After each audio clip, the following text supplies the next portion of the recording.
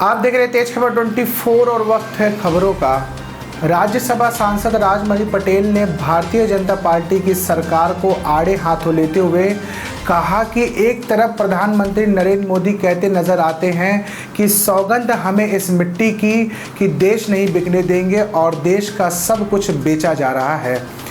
कल तक जो भाजपा के लिए महंगाई डायन थी वह आज उनकी डार्लिंग बन चुकी है। राजमणि पटेल ने कहा कि भारतीय जनता पार्टी की सरकार प्रधानमंत्री से लेकर मुख्यमंत्री विधायक तक की कथनी और करनी में काफ़ी अंतर है। इन सब मुद्दों को लेकर अब कांग्रेस पार्टी गांव-गांव जाकर लोगों में संपर्क करेगी, जिसकी शुरुआत 5 अक्टूबर को भाजपा भगाओ भारत बचाओ होकार लेकर रैली के माध्यम से की जाएगी। ये भाजपा भगाओ भारत बचाओ कांग्रेस हुंकार रैली का आयोजन जो 5 तारीख को रीवा में किया गया है, उसके लिए ज़िले के प्रभारी बनाए गए हैं। वो सभी हमारे प्रभारी लोग और जो विधानसभा के प्रभारी बनाए गए हैं की तरफ से एक मैंने ये पत्रकार वार्ता बुलाई गई थी कि आज समूचे देश में और मध्य प्रदेश में जिस तरह से भारतीय जनता पार्टी की सरकार काम कर रही है और अब ऐसा महसूस होने लगा है कि अपनी जिम्मेदारी से हट करके अपनी जिम्मेदारी को आज भी वो किसी तरह से टालना चाहती है, जो देश की चुनौतियां समस्याएं हैं, और अपने एजेंडे को जनता के दिमाग में ठोकना चाहती है।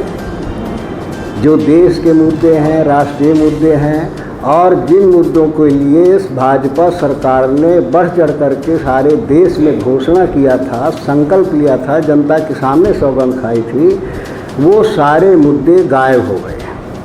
और उन मुद्दों के अगर विपक्ष संवैधानिक दायित्व के तहत उन मुद्दों की चर्चा कराने की मांग करता है, उनमें चर्चा कराना चाहता है, तो सरकार तानाशाही रवैये के आधार पर उस पर चर्चा नहीं कराना चाहती, उससे भागना चाहती है। और आखिरकार विपक्ष करे क्या? सदन में जनता ने चुन करके भेजा, इसी वजह से संवैधानिक तरीके से विपक्ष का भी कुछ अधिकार, लेकिन सब जब सांसदों के चुने हुए सांसदों के जनप्रतिनिधियों के जो हक अधिकार हैं उनको भी जब तानाशाही तरीके से दबा दिया जाए, उपेक्षा की जाए, तो आखिर फिर रास्ता क्या बचता है? तो रास्ता एक है कि जनता की अदालत। तो हम लोगों ने निर्णय लिया कि माने जो इस तरह के मुद्दे हैं उन मुद्दों को लेकर के जनता की अदालत में जाएंगे, और जनता की अदालत में जा रहे हैं, और उसी सब मुद्दे को लेकर के आक्रोश रैली का आयोजन रीवा में किया गया है। अब चाहे बेरोजगारी का मुद्दा हो, भ्रष्टाचार का मुद्दा हो, महंगाई का मुद्दा हो, आज किस तरह से महंगाई का हालत है सब जानते हैं। और जब माने 1 रुपये 50 पैसे पेट्रोल डीजल तेल की कीमत बढ़ती थी, तो सुषमा स्वराज भाजपा की नेता और ये सब लोग डांस करते थे कि महंगाई डायन मार गई, ये गाना गाते थे, और बैलगाड़ी में चढ़ करके, साइकिल में चढ़ करके पार्लियामेंट और विधानसभाओं में जाते थे। लेकिन आज माने 100 रुपये पार हो गया डीजल और पेट्रोल। इतनी बड़ी महंगाई लगातार जो बढ़ती जा रही है, गरीब की कमर टूट रही है। आज सरकार उस पर जो है किसी तरह से चर्चा नहीं कराना चाहती। वही महंगाई जो डायन थी कल, आज इनकी डार्लिंग बन गई है। सरसों का तेल, खाद्य चीज़ों की माने कीमत इतनी बढ़ी है, बताने की ज़रूरत नहीं, सब जानते हैं। जितने भी मुद्दे ये वादा किए, काला धन लाएंगे, कांग्रेस के ऊपर सबसे बड़ा आरोप था, काला धन कांग्रेस लाना नहीं चाहती, इसमें कांग्रेसियों का नाम है। हमें 100 दिन इस देश की जनता दे, हम काला धन लाएंगे, 15 लाख खाते में जाएगा, और हम सूची जारी करेंगे, जिनका नाम होगा उनका जेल में भेजेंगे। अब उसका नाम लेना छोड़ दिया, उसकी चर्चे छोड़ दिया। अब उसमें जब कहीं से सवाल उठता है तो कहते जुमला था। तो अगर देश की चुनौतियों के बारे में इस देश का प्रधानमंत्री और सरकार जो वादा करती है, जनता के बीच में जो संकल्प लेती है, जो कसम खाती, सौगंध खाती है, और उससे जब पलायन करती तो कह देती कि जुमला है। तो फिर आखिर सरकार का संकल्प क्या है, सरकार का वादा क्या है, सरकार का वचनबद्धता क्या है, ये हमारे समझ में नहीं आता जो भारतीय जनता पार्टी कर रही है। आज आरक्षण ये एक बहुत बड़ा मुद्दा है।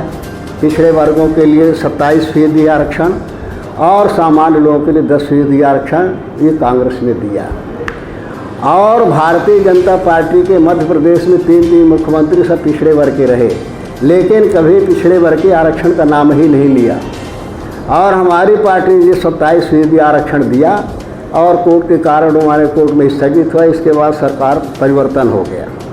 अब उसके बाद जो है ये कह रहे हैं कि 27% आरक्षण हमने दिया, घोषणा कर दिया कि हम देंगे, आदेश भी जारी कर दिया। और ये कहते हैं कि 27% आरक्षण हमने दिया है, लेकिन वो आरक्षण काहे में, चपरासी पोस्ट में क्या, मेडिकल में आरक्षण होगा नहीं, लोक सेवा आयोग में आरक्षण होगा नहीं, नीट में आरक्षण होगा नहीं, शिक्षा में आरक्षण होगा नहीं।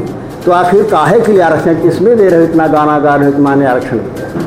तो पिछड़े वर्गों का हक अधिकार ये माने बात में पिछड़े वर्ग की करते हैं, लेकिन उनको हक अधिकार नहीं देना चाहती भारतीय जनता पार्टी। ये पिछड़े विरोधी है, गरीब विरोधी है, किसान विरोधी है। आज जो धरती का सीना चीरता है तब अन्न पैदा होता है, आज उसकी क्या हालत हो रही है। इतने दिनों से किसान सड़क पर बैठा है, तो किसान के साथ मजाक के अलावा और क्या हो रहा है। कभी उसको खालिस्तानी है, कभी पाकिस्तानी है, कभी कुछ इस तरह के माने अनर्गल प्रचार करके किसान को बदनाम करने का प्रयास किया जा रहा है। उनकी समस्याओं को समाधान करने की कोशिश नहीं की जा रही है। ये कितनी बड़ी गंभीर समस्या है कि इस देश के किसान की ज़मीन अगर किसान की चली जाएगी तो किसान क्या होगा, किसान तो मजदूर बन जाएगा। और यही भारतीय जनता पार्टी करना चाहती है। वो कहते हैं हम किसान के फसल दूना करना चाहते हैं, हम फ़ायदा देना चाहते हैं, किसान नहीं समझ रहे हैं। तो केवल किसान से ही कह रहा माफ़ कर रहा, हम लोग यही माफ़ कर रहे हैं कि आप देना चाहते हैं, केवल आप एक कानून बना दीजिए कि जो मिनिमम सपोर्ट प्राइस है उस प्राइस से कम में कोई भी कंपनी, कोई भी व्यक्ति हो, कोई व्यापारी हो, इससे कम में नहीं खरीद सकता। तब तो हम जाने कि आप उनके हितों का संरक्षण करते हैं। तो वो कानून बनाने के लिए तैयार नहीं है और भाषण देते हैं कि हमारा गोडाउन भी रहेगा, हमारी मंडी भी रहेगी, हमारा मिनिमम सपोर्ट प्राइस भी रहेगा, लेकिन कानून में बनाने के लिए उसके लिए तैयार नहीं है भारतीय जनता पार्टी। दूसरा, ये समय आप सब समझता है कि अगर किसान की ज़मीन, पूरे किसान के गांव की ज़मीन जो है, अगर एक पूंजीपति का कॉन्ट्रैक्ट हो जाएगी कि ज़मीन हमारी हो जाएगी और वो पूंजीपति जो है अपने कंडीशन पर, अपने शर्तों पर अपना बीज देगा, खाद देगा और उसमें किसान काम करेगा, फिर किसान को उसका माने एक निर्धारित दाम मिलेगा। मान लीजिए उसका दाम कुछ समय तक मिलेगा और उसके बाद पूंजीपति कहता है कि हम इतना दाम नहीं दे सकते। उस समय सरकार के पास कौन सा कानून होगा जिसके आधार पर सरकार कहे कि नहीं, किसान को इतना देना ही पड़ेगा। ये सरकार बताने के लिए तैयार नहीं है। ये बताने के लिए तैयार नहीं कि आज जो सस्ता गल्ला बांट रहे हो, गरीबों को दे रहे हो, तो जिस समय पूंजीपति के उसमें चला जाएगा तो पूंजीपति तो आपको फ्री में देगा नहीं। तो आप उस पूंजीपति से यही गल्ला जो फ्री में ले रहे हो, आप उस गल्ले की मनमानी कीमत चुकाओगे पूंजीपति को, उसके बाद गरीबों को दोगे या कि गरीबों को देना बंद कर दोगे। तो इस तरह से षड्यंत्र जो हो रहा है किसानों की ज़मीन हड़पने का, उसका मालिक पूंजीपति को बनाने का, ये बहुत खतरनाक खेल है। तो ये सारे इस तरह के मुद्दे हैं। ये भाषण भर कुछ देते हैं, देश बेचने में लगे हुए हैं, कह देते हैं कि सौगंध हमें इस मिट्टी की, हम देश नहीं बिकने देंगे। बड़ा अच्छा नारा लगा।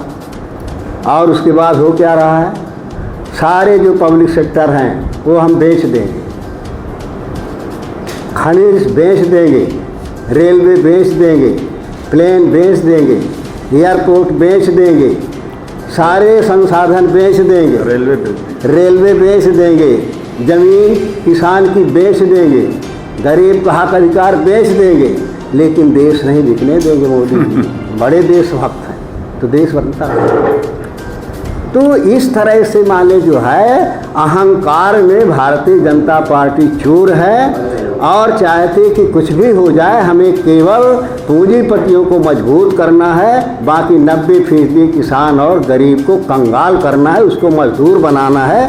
उस दिशा में भारतीय जनता पार्टी काम कर रही है। इन सारे मुद्दों का विरोध कांग्रेस जम करके करती है, करेगी, सड़क पर उतरेगी।